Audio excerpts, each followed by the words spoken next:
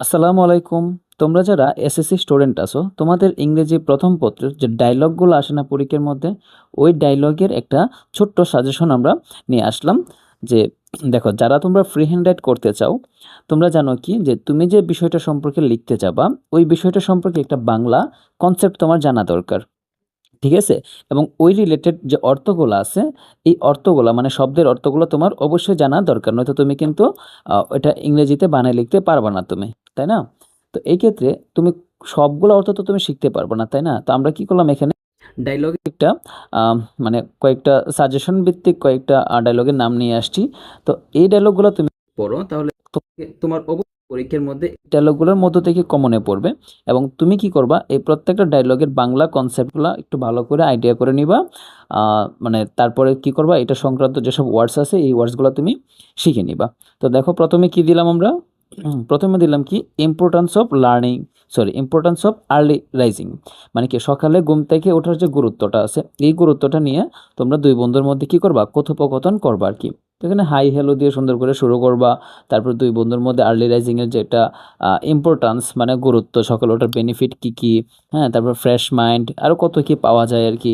তারপরে তুমি যে প্রপার সময় পাইতেছো পড়ালেখার ক্ষেত্রে বা অন্যান্য কাজ করার জন্য, বা এরকমভাবে কোনো একটা বন্ধুর কাছে ইন্ডিকেট করতে পারো যে সে খুব দেরিতে ঘুম থেকে ওঠে, তার কি ব্যাড এফেক্টগুলো পড়ে, এগুলো সম্পর্কে কথোপকথন তুমি করতে পারো। তো সবচাইতে ভালো হয় কি তুমি একটা গাইড থেকে মানে এই ডায়লগটা দেখা এটার রিলেটেড যে বাংলাটা আছে, বাংলাটা তুমি কনসেপ্টটা তুমি নিয়ে নিবা বাংলার, এবং এটা সংক্রান্ত যেসব ওয়ার্ডসগুলো তোমার জানা দরকার, এই ওয়ার্ডসগুলো তুমি জানা নিলা। তো প্রত্যেকটা ডায়লগ তুমি এইভাবে নোটভিত্তিকভাবে বাংলাটা জানা নিলা, তারপরে তুমি ওয়ার্ডগুলো জানা নিবা।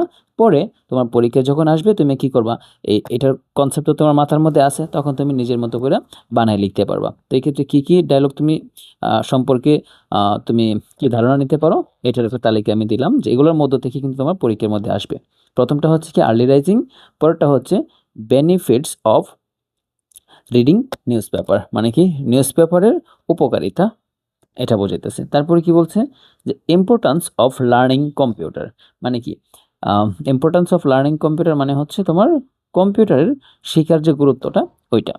তারপর হচ্ছে the ways of improving English, মানে কি তুমি তোমার যে ইংরেজি স্কিলটা আছে বা ইংরেজি ভাষায় যে কথা বলতে পারা, তারপরে কোনো একটা ইংরেজি প্যারা তুমি পড়ে এটা ফিল করতে পারা বাংলা অর্থটা বা বুঝতে পারা আর কি। তো এটার যে স্কিলটা আছে এটা তুমি কিভাবে ডেভেলপ করতে পারো বা ইমপ্রুভ করতে পারো, এটার উপায় নিয়ে তোমরা দুই বন্ধুর মধ্যে কথোপকথন করতে হবে। তারপর কি বলছে দেখো তো, ইওর ফেভারিট হবি, হ্যাঁ, তোমার প্রিয় শখ সম্পর্কে কি করতে পারো তুমি, আহ, তোমার বন্ধুর সাথে আলাপ করবে, আবার ওই বন্ধু তো ওর প্রিয় শখ সম্পর্কে বলবে, এবং শখের মানে শখ পূরণ করার জন্য তাদের যে অবসর সময়টা তারা কিভাবে কাটায়, হ্যাঁ, এগুলো নিয়ে একটু আলোচনা এটার মধ্যে করবা। তো তারপরে কি দেখো, importance of reading story books, গল্পের বই পড়ার যে উপকারিতাটা বা গুরুত্ব, এটা সম্পর্কে একটু ডায়লগ লিখতে হবে। মানে একটা কথোপকথন চলবে আর কি, যে গল্পের বই কি করে আমাদের মনকে প্রফুল্ল রাখে, হ্যাঁ, মানে একটা কল্পনার জগতে সুন্দর চিন্তা করতে আমাদেরকে শেখায়। তারপরে আবার অনেকগুলো গল্প আছে, যেসব গল্প দেখবা কি আমার উপদেশমূলক গল্প, এগুলো আমাদেরকে নৈতিকতা শেখায়, মূল্যবোধ শেখায়, হ্যাঁ। তো এগুলো কিভাবে আমাদের অবসর সময় কে মানে কি করে আমাদেরকে আনন্দ দেয়, অবসর সময় আমাদেরকে আনন্দ দেয়। তো এই স্টোরি বুকগুলো পড়লে কি কি বেনিফিট পাওয়া যায়, এটারই গুরুত্ব এখানে তুলে ধরবা। তারপর কি বলছে, merit and demerit of using mobile phone, মানে কি মোবাইল ফোন তুমি যে ব্যবহার করবা, এই মোবাইল ফোনের উপকারিতা এবং অপকারিতার দিকটা তুমি এখানে মেনশন করবা। ঠিক আছে, তোমরা দুই বন্ধুর মধ্যে। আচ্ছা, তো এখানে মোবাইল ফোন থাকতে পারে, কম্পিউটার থাকতে পারে, টেলিভিশন থাকতে পারে, যে কম্পিউটার ব্যবহারের উপকারিতা অপকারিতা, তারপরে কি মোবাইল টেলিফোন থাকতে পারে এরকম আর কি, বা ইন্টারনেটও থাকতে পারে, যে merits and demerits of using internet, মানে কি ইন্টারনেটের ব্যবহারের কি উপকারিতা এবং অপকারিতা সম্পর্কে লিখতে হবে। তাহলে তুমি কি করবা, তোমার গাইড থেকে এইসব মানে লিখে নেওয়ার চেষ্টা করবা নোটভিত্তিকভাবে, হ্যাঁ। তারপর কি ডিউটিস অফ স্টুডেন্টস, একটা স্টুডেন্টের কি কি কর্তব্য। তারপর কি বলছে, বেনিফিট অফ ফিজিক্যাল এক্সারসাইজ, মানে কি শারীরিক ব্যায়ামের যে কি বলে এটাকে মানে উপকারিতাগুলা, শরীরচর্চা করার যে উপকারিতা, এটার উপকারিতা। তারপর ডেঙ্গু ফিভার সম্পর্কে অ্যান্ড ইটস রেমেডিস। রেমেডিস মানে কি? রেমেডিস কথাটার মানে হচ্ছে তোমার প্রতিকার। ডেঙ্গু ফিভার মানে কি? ডেঙ্গু জ্বর, এবং এটার প্রতিকার কিভাবে করবা এটা নিয়ে একটা কি করবা? ডায়লগ রচনা করবা। তারপর কি বলছে দেখো তো, ইম্পর্টেন্স অফ ট্রি প্লান্টেশন মানে কি? বৃক্ষরোপণের যে গুরুত্ব, এই গুরুত্বটা নিয়ে কি করবা? একটা ডায়লগ রচনা করবা আর কি। তো গাছ আমাদেরকে কি করে, গাছ কাটলে কি হয়ে যাবে, আমাদের কি পরিমাণে গাছ লাগাতে হবে, এটা কিভাবে আমাদের এনভায়রনমেন্টকে কি করে ক্লিন অ্যান্ড ফ্রেশ রাখে, অক্সিজেন দেয়, কি দেয়, উপকারিতাগুলো দিয়ে ওটার গুরুত্বটা মেনশন করতে হবে। তারপর importance of games and sports in our life মানে আমাদের দৈনন্দিন জীবনে বিভিন্ন খেলাধুলা কীরকম গুরুত্ব আছে আর কি, বা খেলাধুলার গুরুত্বটা কি, এটা নিয়ে ডায়লগ লেখার কথা বলতেছে, যে এটাগুলো আমাদের কি করে মনকে মনকে প্রফুল্ল রাখে, সতেজ রাখে, এগুলো আর কি। তারপর কি বলছে, ফিউচার প্ল্যান অফ লাইফ তোমার জীবনের যে ভবিষ্যৎ পরিকল্পনা, এই ভবিষ্যৎ পরিকল্পনা নিয়ে কি করবা? দুই বন্ধুর মধ্যে কথোপকথন। আবার কি বলছে এখানে দেখো, হাউ টু ইরাডিকেট। ইরাডিকেট মানে কি? দূর করা। কিভাবে দূর করবা? দ্য ইলিটারেসি প্রবলেম মানে কি? যে অশিক্ষা বা নিরক্ষরতার যে সমস্যাটা, নিরক্ষরতার যে সমস্যা, এটা কিভাবে দূর করবা ফ্রম বাংলাদেশ থেকে, ওইটা নিয়ে তোমরা দুই বন্ধু আলোচনা করবা, যে আমাদের ইলিটারেসি যে হইতেছে আমাদের দেশের মধ্যে, যে মনে করো সাক্ষরতার হার যে কম, এটা কিভাবে আমরা দূর করে নিয়ে আসতে পারি, এটা নিয়ে দুই বন্ধুর মধ্যে আলোচনা। তারপর কি বলছে, road accident in Bangladesh. Road accident in Bangladesh মানে কি? সড়ক দুর্ঘটনা বাংলাদেশের যে কিভাবে হইতেছে, এবং এটা থেকে কিভাবে তুমি প্রতিকার পাইতে পারো, বা সরকারের কি করণীয় স্টেপগুলা, এই এগুলা, এবং জনসচেতনতা, তারপরে ড্রাইভারদের করণীয় কি, এগুলা নিয়ে তুমি মেনশন করবা।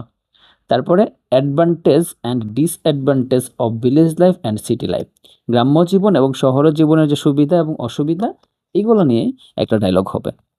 তারপর কি, ইম্পর্টেন্স অফ লার্নিং ইংলিশ মানে কি? ইংরেজি শেখার যে গুরুত্বটা, এটা নিয়ে তোমাকে কি করতে হবে? একটা ডায়লগ লিখতে হবে, যে ইংরেজি একটা আন্তর্জাতিক ভাষা আর কি, এটার সাহায্যে কি সারা বিশ্বের সাথে কি কমিউনিকেট করা যায়, এটার গুরুত্বটা তুলে ধরবা। তারপর ইম্পর্টেন্স অফ এডুকেশন মানে কি? শিক্ষার গুরুত্ব। তারপরে এ পেশেন্ট অ্যান্ড ডক্টর মানে ডাক্তার এবং রোগীর মধ্যে কথোপকথন। তারপরে কাউজেস মানে কি? কারণ, এবং ইফেক্টস মানে কি? প্রভাব। অফ ওয়াটার পলিউশন মানে কি? পানি দূষণের কারণ এবং ইফেক্টস। তো এটা যদি তুমি এটা পড়ো ভালো করে, তুমি এয়ার পলিউশন, সয়েল পলিউশন এগুলো পারবা, সাউন্ড পলিউশনও পারবা। তারপরে preparation for the SSC exam মানে কি?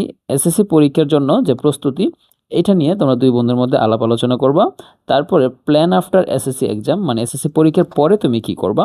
আরেকটা হচ্ছে কি, ব্যাড ইফেক্টস অফ স্মোকিং মানে কি? ধূমপানের যে খারাপ প্রভাবটা, এটা নিয়ে আমাদেরকে কি করতে হবে? ডায়লগ পড়তে হবে। তো এখানে প্রায় 23টার মতো ডায়লগ দিলাম।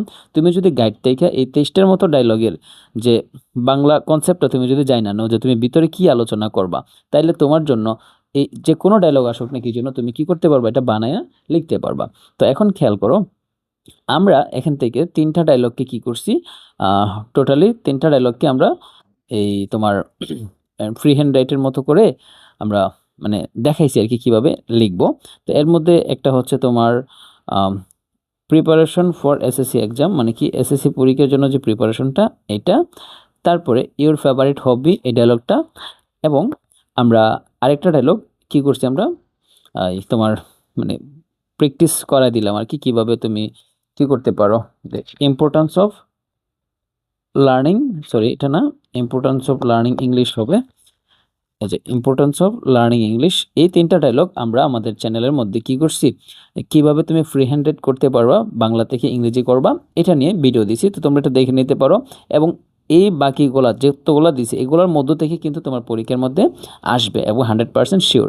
সো তুমি এগুলোর যে বাংলা কনসেপ্টটা তুমি নিয়ে নিবা খুব সুন্দর করে, এবং এগুলো রিলেটেড যে ওয়ার্ডসগুলো, এই ওয়ার্ডসগুলো তুমি শিখে নিবা।